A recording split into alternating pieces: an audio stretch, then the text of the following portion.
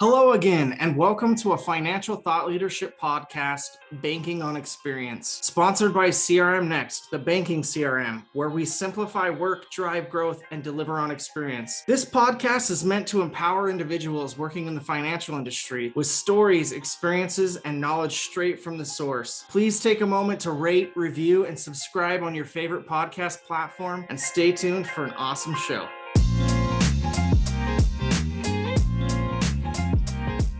Hey everybody, welcome to another episode of Banking on Experience. I'm your host, James Gilbert. Today I'm joined by Nanci Wilson. She is the Marketing and Community Engagement Officer at University Federal Credit Union. She is a keynote speaker throughout the nation, and she is a CU Insight contributor. Today we're going to be talking about not every credit union is created equal and why some of them are what Nanci refers to as flawsome. We're going to talk about that topic. Nanci, welcome to the show. Thank you so much for having me again. It's such an honor to be on here again, James. Yeah, people that come twice, they bring extra fire. So we had to bring Nanci back on because I love her as a person, and I'm so excited to talk to you again. Nanci, before we get into it, I'd love for the audience to get to know you on a personal level. Sure. Who's your hero? Oh my goodness, that is a huge question. My hero, I'm going to have to go probably into the credit union industry because that's what we're talking about. So of course, my hero is Lois Kitch. She introduced me to what the credit union was. She took me under her wing. She loved me no matter who or what I was at the time, because I was green. I knew nothing. And she has always been such a positive force in my credit union journey. So Lois Kitch. All right, let's talk about this topic. First of all, tell us why you're passionate about, the idea of not every credit union is created equal, and what does flossom mean? Okay, so I think the fact that credit unions are not all created equal is something that just needs to be said out loud. It's out there, it's out in the atmosphere. Let's deal with it. Not all credit unions are created equal. Some hide behind the credit union platforms and philosophies, but then they operate like a bank, and that just isn't what we're about. It's like the Joker wearing a Batman mask, right? It's wrong. Don't do that. And people are going to know, because if it looks like a duck and it quacks like a duck and it waddles like a duck, it's a duck, James. So we can't hide behind the credit union platforms and think that leave all the heavy lifting to our, hey, we operate under these philosophies. That's great, but they're just words if we don't follow through with our intentions and purposeful intentions. And flossom, I can't even tell you if I made that up. I don't know. It just kind of rolled out one time, and maybe I heard it subconsciously. I'm not sure. It's knowing that you're a flawed human, but not forgetting that you're awesome anyway. So you're awesome with flaws. You're flawsome. I think we need to normalize that, because especially in businesses and in credit unions and staffing, we got to normalize being able to say, I don't know, I made a mistake. I can't even tell you why I did it, but I did. And this is the result, and I need help fixing it. And that's okay, no matter what level you are in the credit union. Now, you speak all over the nation right now about this topic of flossom. Talk to us a little bit about those speaking gigs, and what are some of the interactions that you run into from what people say after the event and come up to you? I get a lot of people that ask if I have created shirts or pins. A trademark? Yeah. They want stickers. Yeah. I get a lot of people afterwards saying thank you for letting me know that that's okay, because I think that we have generationally grown up in an industry, any industry really, where you feel guilty if you don't know what you're doing, or you feel guilty to bother someone to ask a question. And then we have created this culture of people that just do it and then make a mistake and then not tell anybody about it because they're afraid to tell anybody about it. And that's not the culture that anybody should have, let alone a credit union. So putting light on that, I really like to shed light on things that people would maybe typically embarrass people, because it's something that I've gone through, and I want someone to be able to say, okay, she did it. I've done it before. It's amazing how people start admitting their flaws after or during the flossom talk, because you create that culture of acceptance, right? You create that culture of saying, you're totally still stellar, even though you made a mistake. It's okay. So I have a lot of people telling me their mistakes afterwards. It's kind of a little confession.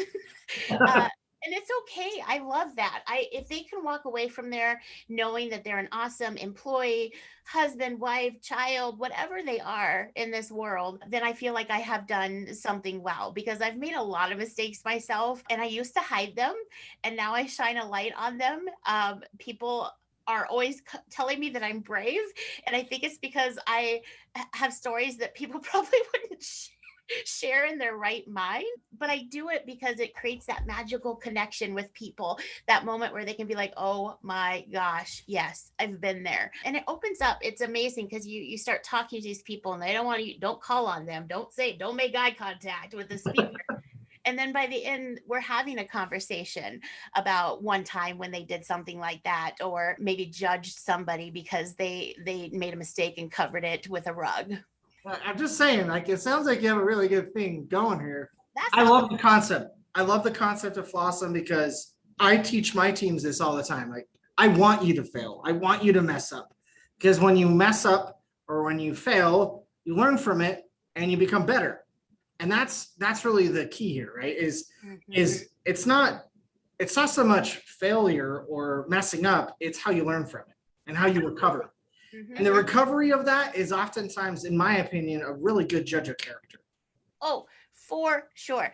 I really explain it like, when you're walking along and you're feeling good about yourself and you're walking down the street and then you trip over nothing and you do that little run walk thing. And then you look around like, yeah. Did anybody see? Yeah. We all do that. I used to be like trip over nothing and then do a little running and be like, and I'm done. Check my pulse. Everything's good. I did my workout. I think the key of it is finding humor in those mistakes, learning from those mistakes, sharing those mistakes, because that creates that atmosphere of learning and authenticity and education. And it's okay to screw up. It's not okay to shove it under the rug. Bring it to light and let us help you. And that creates a domino effect in your industry or in your work environment. People will feel okay to say SOS. So I think that one of the things that we were talking about in the topic specifically is like the bridge between Flawsome and not all credit unions being equal. And when we think about who the credit unions compete with, like some of the big banks of the world, right? They have all the budget in the world. They don't necessarily really care about the customer, and in this case the credit union, for the member. So what is the idea of bridging those two and having the credit union industry as a whole believe in the movement that they've created a credit union to begin with, but also accepting a culture of this Flawsome term so that it can bridge the outcomes that they're looking for that can somewhat compare to those big banks? I think it's twofold, really, James, and I think it starts with a reality check, a pulse check for your culture in your credit union. Are you creating a culture that looks good from the outside too? We're on the inside. It's really glaring to the people that walk in from the outside. If we're not getting along, if we are staunch, if we don't say hello when they walk in, that is really it's a neon light saying, we don't care. Do what you got to do and then get out. I think it's a reality check. You can do all the surveys, temperature checks that you want to as a credit union, but you have to remember that your employees and your members are human beings. We all have the same red blood, but we are completely different. And so when someone walks in, that is a new opportunity to learn about that person. When a new staff member starts, that's a new opportunity to learn about that person. Everybody brings something to the table. Sometimes you're not invited to the table, but that's never stopped me from dragging my own chair and sharing what I may think that would work. Because the worst that somebody can say is no, or we'll try it, and maybe it doesn't work, and that's okay. I think it's creating that culture of being able to say, I have an idea, I have a problem, I made a mistake, or even to a member saying, you know what? I accidentally deposited into something else, but I fixed it. I am so sorry. It is owning that. Nobody wants to hear your excuses. Nobody wants to hear you, but in my defense or any of that kind of stuff. They just want to know that you're human. Look, I did it. I did it and I don't know how to fix it. And that's where I need your help and your expertise and what makes you tick, because not everything that makes me tick makes the next person next to me tick. So we all have that. We all have something magical inside of us to bring to the table, but it is the responsibility of our internal employees and our management to tap into that, figure out what it is, and ignite the heck out of that person, empower them to do what makes them absolutely feel like they are shining within that industry. And that's going to go out into the membership, right? People are going to feel that. I think for a membership part, personal touches. I cannot say that enough. If you're a small credit union, you have this magical opportunity to reach out and personally touch your members, whether that's a birthday card signed by everybody on your staff. We do that. We're a mighty staff of 8. I say schmighty. We're small but mighty. We're schmighty. But we sign, if somebody loses someone, we have a sympathy, we buy a sympathy card. We all put messages in there. That matters. The phone call is not to say, hey, your account is going to be negative. How about, hey, we just want to let you know we're glad you're a member. You would be shocked at what that does. The loyalty starts with us, and it starts with really making people realize we're human beings too. Dropping the fire. I love it. A couple of things come to my mind when you're talking about this. First one is, I get a lot of direct mail from, local credit unions that are near me, but also my own credit union. And it's interesting how my own credit union is less personalized than the ones that want my membership. My own credit union, like yep. You would think it wouldn't be that way. So I gotta say, like, me talking to so many people in this industry over the last year, and also prior when I did some consulting in this industry, one thing is absolutely certain: everybody's journey is different. And I want to think about that from an organizational perspective. I have talked to huge credit unions that are tons, like have $1 billion in assets, and they are terrible at doing something that a small credit union is really, really good at. And vice versa. So I think one of the things that we've got to do is get rid of this perception that we have to reach a height. And in order for us to reach that height, we have to act and have processes that are the same as those that have done it. Because I'm here to tell you, once you uncover the hood, you peel back the layer a little bit, there's a lot more issues that might be going on there than you might be seeing. And this is true, by the way, outside of the credit union industry. When I did consulting for 15 years around marketing operations, I ran into this all the time. The biggest organizations in the world that you thought on the surface had all of their bells and whistles tightened up were the worst. They were the most disorganized, the least collaborative, had spend going out the wazoo. And yet there they were on the surface, everybody viewing them as oh, that's the poster child that we're trying to reach. Us versus them. It's not like that. Find your own, enjoy the journey, enjoy the growth. And I do think that there is, this balance of having the mentality of trying to grow membership and building those relationships while still maintaining the human element that you're talking about. Absolutely. You can do both. Yes. Oh, you can do both. You should do both. I mean, part of, especially the credit union industry, part of who we are is reaching beyond the financial walls. That's what we're supposed to be doing. We're supposed to not only talk about their checking and their savings and their loans and their CDs. We want to talk to them. We want to go into our communities and volunteer and find out what our community needs, which is one of the projects that I started, the No Embarrassment Project. I volunteered at a pantry and realized that there was a need for feminine products. There were people who didn't have them. They were embarrassed to get them. At the time where I was volunteering, they just had them duct taped together, and that's how they had to grab them. And I just thought that was super embarrassing. So I came back to my CEO and I was like, hey, I found a need. And she's like, at this point, my CEO is like, do it. and I really had a hope of donating 50 to the pantry. I wanted to put them in nice little cosmetic bags that were donated. There's a makeup subscription that's called Ipsy, and they get a makeup bag every month.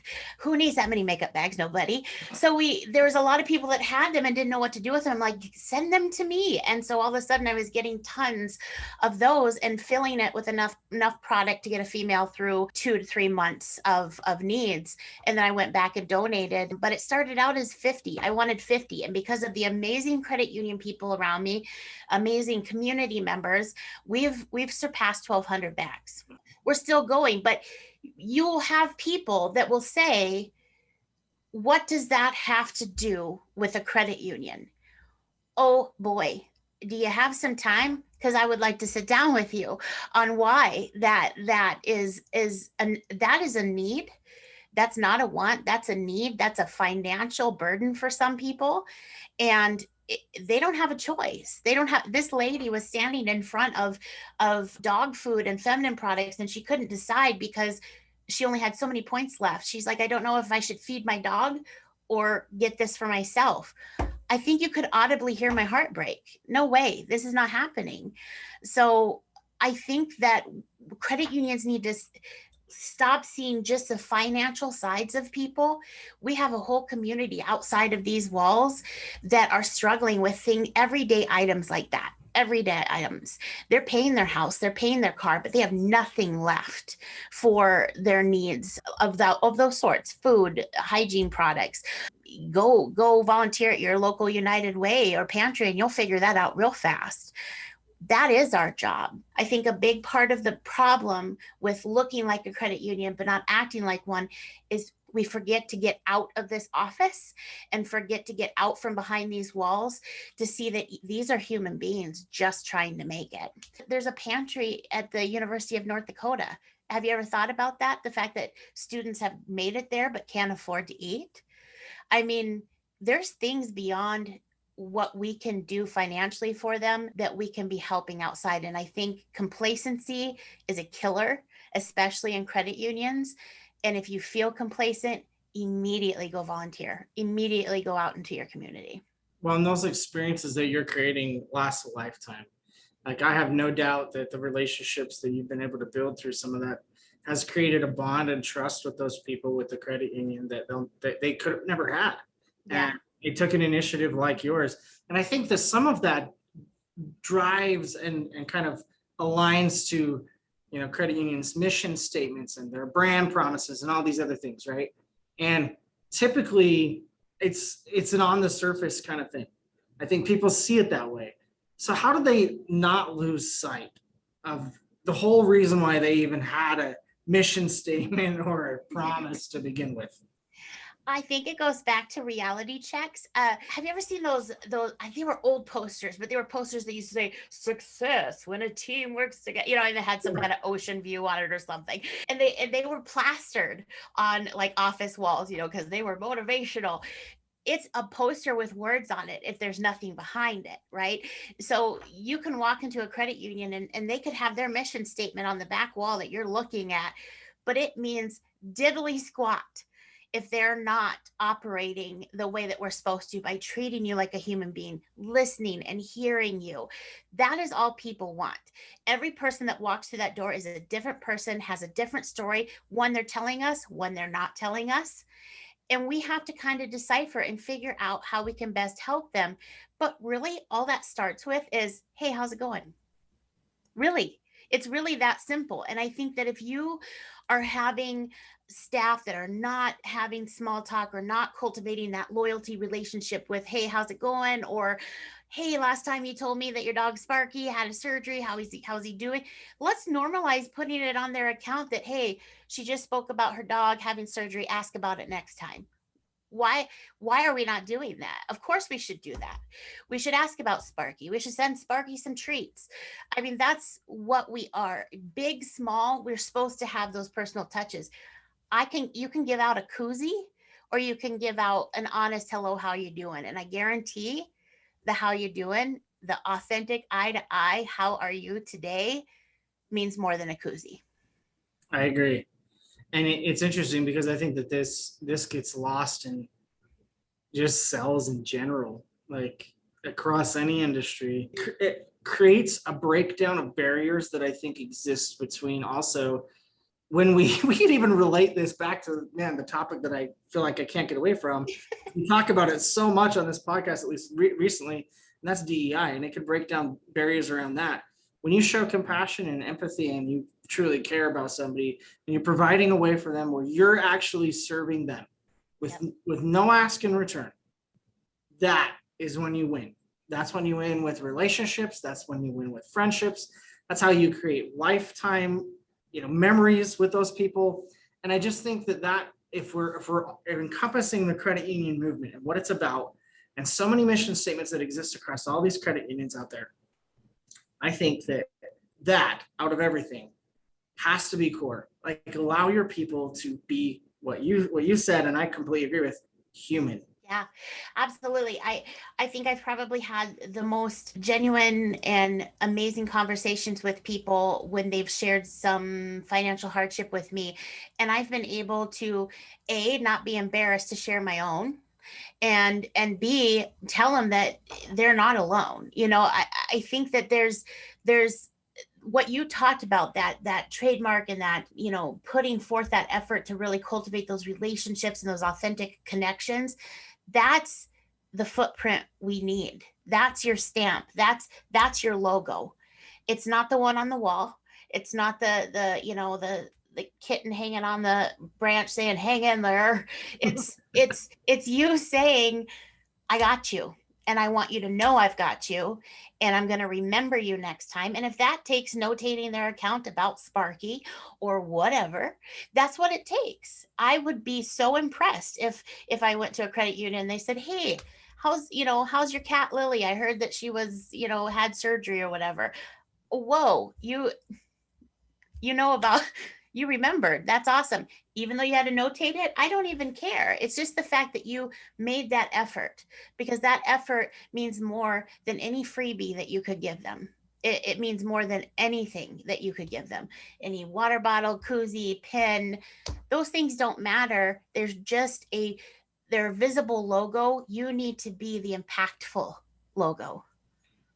So we've talked about, regardless of your size, big, small, medium, whatever it is, we've talked about the bridge between that concept and also the flossom definition. You can be flawed, but you're still awesome. There's also a component to this that you had talked a little bit about, and that's empathy mapping. Spill the beans. Let's hear this.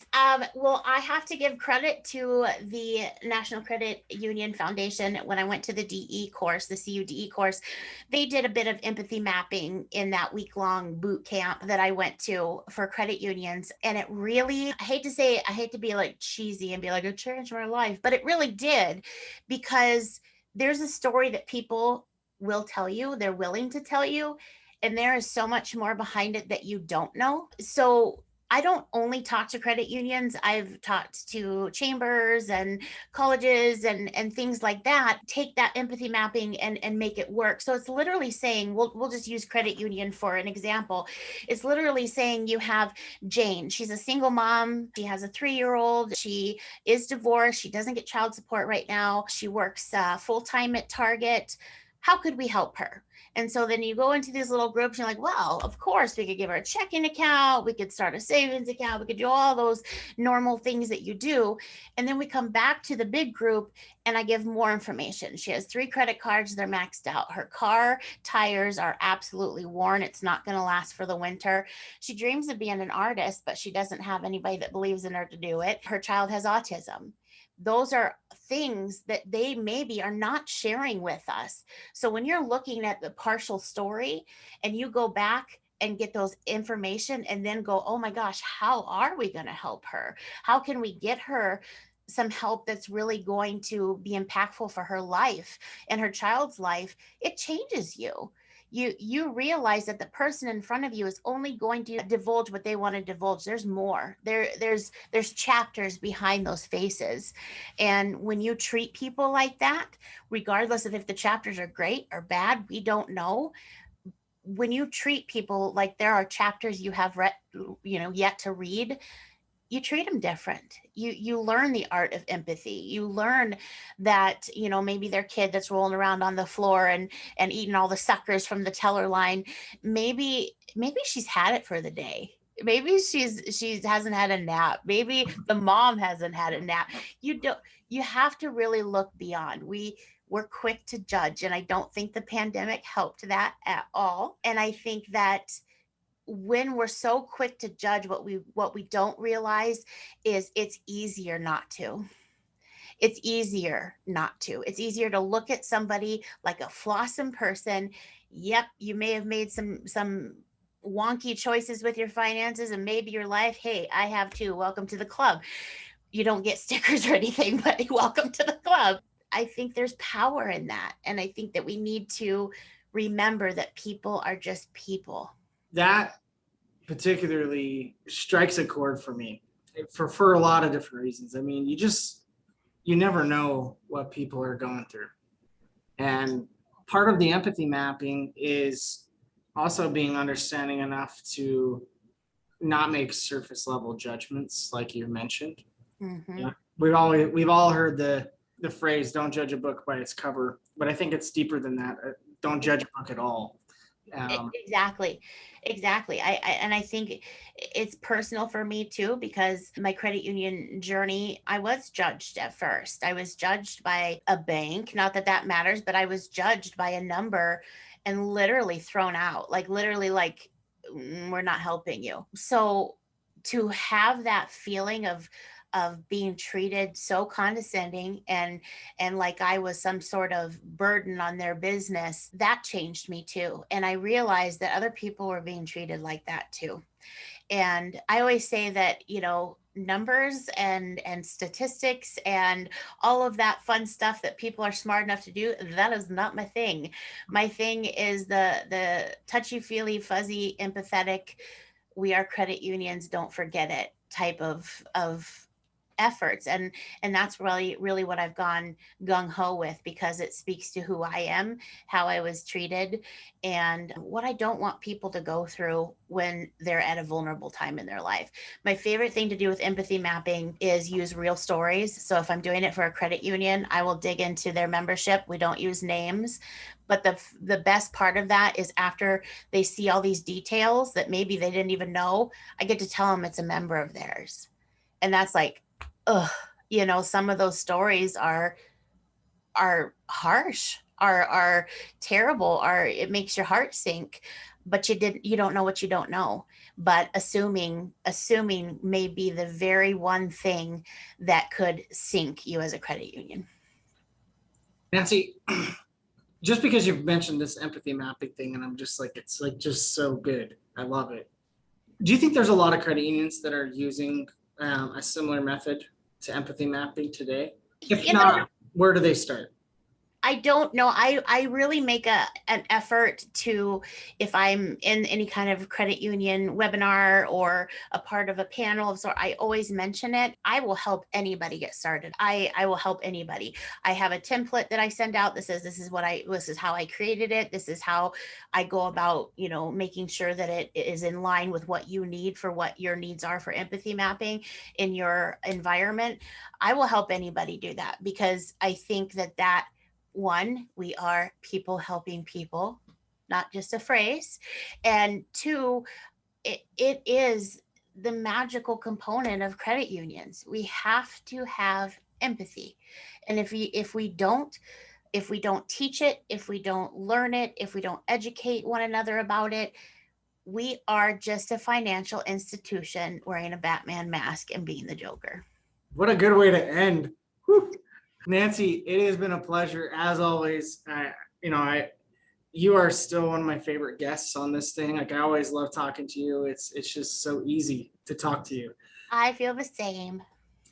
Nanci, where can people reach you? First of all, for the record, Nanci does speaking engagements on Flawsome and a lot of this empathy mapping stuff all over the nation. So if you're interested in booking a slot with her, have her be a keynote, she does do that. Reach out to her. Where can they reach you? You can reach me on my cell phone, which is 701-360-2631. I do have a Facebook page now for my speakings. I needed to keep it separate because sometimes I post funny things that maybe shouldn't be on my speaking part. And also you can reach me at my email, which is Nanci, Nanci, at universityfcu.net. Awesome. Thank you so much, Nanci. And again, for those of you who haven't subscribed yet, and if you want to hear a topic that you have not heard yet, please reach out to me via LinkedIn. Let me know what you want to hear, and I'd be happy to make it happen. Heck, if you want to be a guest on the show too, reach out to me. I'd be happy to have you.